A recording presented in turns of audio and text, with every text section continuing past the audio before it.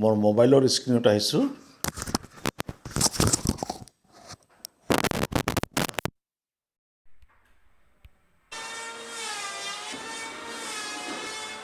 মোৰ মোবাইলৰ স্ক্ৰীনত আহিছোঁ আৰু মোবাইলৰ স্ক্ৰীনত মই মোৰ এঞ্জেল ওৱান এপটো খুলিছোঁ এঞ্জেল ওৱান এপত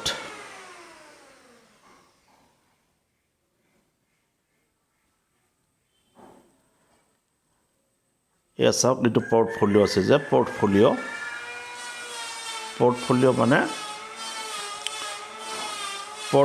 মানে মোৰ কি হৈছে এই বিভিন্ন শ্বেয়াৰ এইবিলাক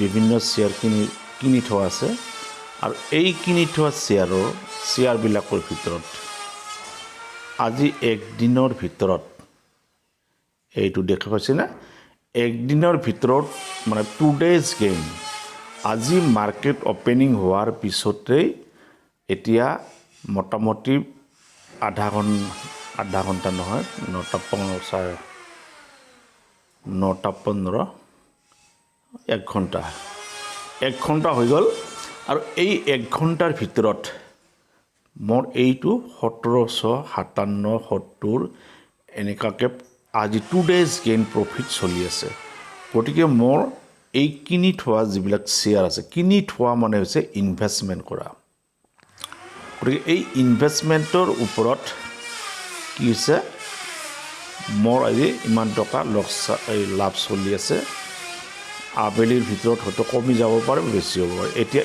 এইবিলাক হৈছে মোৰ বিভিন্ন কোম্পানীৰ অলপকৈ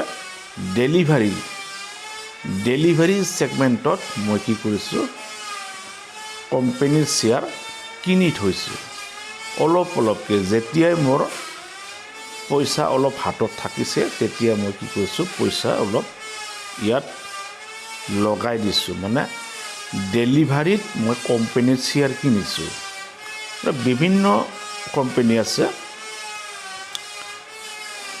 এইটো চাওক মহিন্দ্ৰা এণ্ড মহিন্দ্ৰা কোম্পানী মহিন্দ্ৰা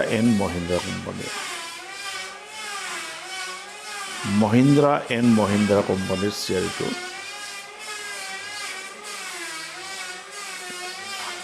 7 দিনমান আগত কিনা মাত্ৰ 7 দিনমান আগত এইটো কি হৈছে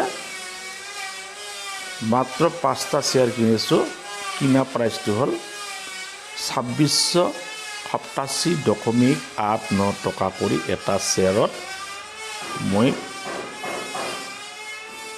হিচাপে মানে কি 5টা শ্বেয়াৰ কিনিছোঁ আৰু আজি এই 5টা শ্বেয়াৰত 2687 টকাৰ পৰা বাঢ়ি গৈ 2933 টকা হৈছে এইটো আপোনালোকক মই এনালাইচিছ হিচাপে দেখুৱাই আছোঁ এইটো কেতিয়া কিনিছোঁ এইটো চাওক ইয়াত মই টাচ কৰি দিলে লগে লগে মহিন্দ্ৰা এণ্ড মহিন্দ্ৰা কোম্পানীৰ চাৰ্ট এখন অ'পেন হৈ গ'ল ইয়াত 2 days গেইন বুলি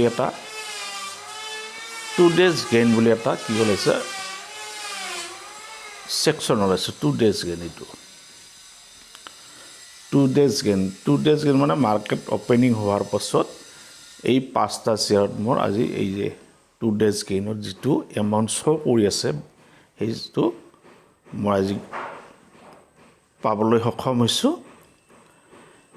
এতিয়া ইয়াত যদি আমি চাওঁ চাৰ্ট এখন চাব পাৰোঁ চাৰ্টখনত কেনেকৈ ওপৰৰ ফালে যোৱাৰ কাৰণে এটা গতি লৈছে কিছুদিন আগত এনেকৈ ফ্লেট অপেনিং হৈ আছিল ফ্লেট চলি আছিল এইটো গতিকে এতিয়া কি হৈ আছে এইটো ক্ৰমান্বয়ে ওপৰৰ ফালে যোৱাৰ এটা ইংগিত লৈ আহিছে দেখা পাইছে এইটো হ'ল ট্ৰেণ্ড এই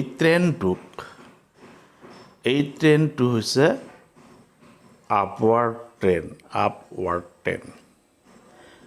এনেকৈ আপৱাৰ্ড মুভমেণ্ট হৈ থাকিলে আমি আমাৰ ইনভেষ্টমেণ্টত কিনি থৈ দিয়া শ্বেয়াৰ প্ৰাইজৰ ওপৰত আমি প্ৰফিট পাবলৈ সক্ষম হওঁ গতিকে এইটোক আমি যদি এতিয়া চাৰ্টখনৰ পিছত আমি যদি ইয়াত হোল্ডিং ব্ৰেকআপ বুলি আছে, এইটো হোল্ডিং ব্ৰেকআপ দেখা পাইছে, এইটো হোল্ডিং ব্ৰেকআপ। এইটো হৈছে ডিভিডেণ্ড এয়াৰ্ণ। ডিভিডেণ্ড এয়াৰ্ণ মানে মই কিমান এই কোম্পানীটোৰ পৰা ডিভিডেণ্ড পাইছোঁ, লভ্যাংশ পাইছোঁ, সেইটো এইটো ছেকশ্যনত দেখা পাম। আৰু হোল্ডিং ব্ৰেকআপত এই যে হোল্ডিং ব্ৰেকআপ আছে, এই হোল্ডিং ব্ৰেকআপটোত মই কেতিয়া শ্বেয়াৰটো কিনিছোঁ সেইটো দেখা পাব। চাওক ইয়াত মই প্লাছ কৰি দিছোঁ। এইটো হোল্ডিং ব্ৰেকআপত মই দেখা পাই আছোঁ 5টা শ্বেয়াৰ কিনিছোঁ মই 25 অক্টোবৰ। 25 অক্টোবৰত কিনিছোঁ। এটা শ্বেয়াৰৰ দাম 2687 টকা আৰু 89 পইচা। গতিকে ইয়াত মোৰ কেপিটেল ইউজ হৈছে কিনাতে 13,439.44 টকা। এতিয়া এই 25 অক্টোবৰত কিনা শ্বেয়াৰটোৱে মোক কি কৰি আছে, প্ৰফিট দি আছে। কিমান প্ৰফিট দি আছে সেইটো হৈছে 1244 টকা। এইটো এতিয়া বাঢ়ি ইফাল সিফাল হৈ আছে, মুঠতে 1200 এপ্ৰক্সিমেট 1200 টকা মোক এতিয়া প্ৰফিট দি আছে 25 অক্টোবৰৰ পৰা। আজি 6 নৱেম্বৰত ৰেকৰ্ডিং হৈ আছে। 10-11 দিনত মোৰ 1200 টকা প্ৰফিট চলি আছে।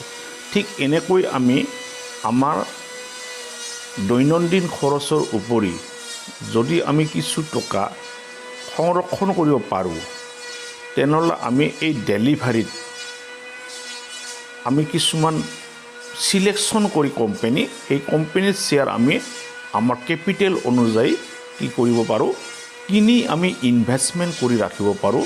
যিমান দিনলৈকে আমি ৰাখিব খোজোঁ সিমান দিনলৈকে ৰাখিব পাৰিম। প্ৰয়োজন অনুসৰি ইয়াক আমি বিক্ৰী কৰি দিব পাৰিম আৰু তেতিয়া আমাৰ প্ৰফিটটো আৰু কেপিটেলটো ওলাই আহিব। ওলাই অহাৰ পিছত আমাৰ এই একাউণ্ট ছেকশ্যনত যিটো ট্ৰেডিং একাউণ্ট বেলেঞ্চ আছে, এই ট্ৰেডিং বেলেঞ্চত আহি প্লাছ হৈ আহিব। ইয়াত প্লাছ হৈ আহিব। ইয়াত প্লাছ হোৱাৰ পিছত মই যদি এই উইথড্ৰ বাটনত টিপি দিওঁ, তেনেহ'লে এইটো মোৰ বেংক একাউণ্টলৈকে ট্ৰেন্সফাৰ হৈ আহিব। গতিকে এইটো হৈছে আমাৰ শ্বেয়াৰ মাৰ্কেটৰ ডিমেট একাউণ্টৰ যিটো অপাৰেশ্যন। ঠিক আছে, তেনেহ'লে আজি আমি পৰ্টফলিঅ'ৰ ছেকশ্যনটো কেনেকৈ আমি এডিট কৰিব পাৰোঁ সেইটো শিকিলোঁ বা আমি জানিলোঁ বা বুজিলোঁ। গতিকে এতিয়া এইবিলাক চাওক, বিভিন্ন ৰঙা যিবিলাক এমাউণ্ট ওলাই আছে সেইবিলাক লছ হৈ আছে মোৰ, আৰু যিবিলাক সেউজীয়া ৰং ওলাই আছে সেইবিলাক লাভ হৈ আছে। গতিকে এনেকৈ লাভ আৰু লোকচানৰ যিটো এডজাষ্টমেণ্ট কৰাৰ পাছত মোৰ অভাৰঅল প্ৰফিট চলি আছে 4,000 চামথিং, এইটো মোৰ চলি আছে। গতিকে ই লাহে লাহে ইনক্ৰিজ হৈ গৈ থাকিব। যিমান টাইম দীঘল হৈ যাব সিমান মই ইয়াৰ প্ৰফিটটো পোৱাৰ সম্ভাৱনাটো বেছি দেখা পাম। ঠিক আছে, তেনেহ'লে এতিয়া মই মোৰ ভিডিঅ'টো বন্ধ কৰি দিছোঁ। নমস্কাৰ, জয় হিন্দ।